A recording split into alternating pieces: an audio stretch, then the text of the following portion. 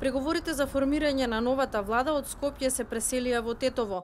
Лидерот на СДСМ и мандатар Зоран Заев се сретна со председателот на Алијансата на албанците Зијадин Села.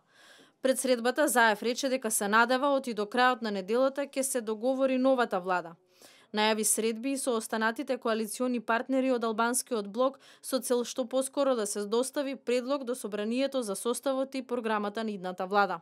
Верувам дека денеска, утре ќе почнеме веќе да разговараме нешто за ресорите и минијата, за да можеме преку вас да ги информираме граѓаните. Пред средбата со Заев, пресконференција во партиското седиште одржа пратеникот Зијадин Села, прва по инцидентите во собранието кога беше физички нападнат и повреден.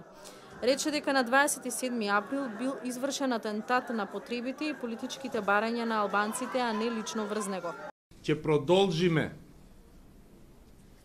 пак барањата на албанците, потребите на албанците тука во Македонија, да ги преточиме во политички барања.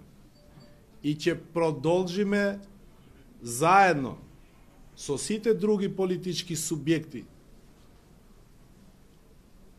за да продолжиме во овој наш пат и нормално ќе се вратиме уште појаки во политичката сцена.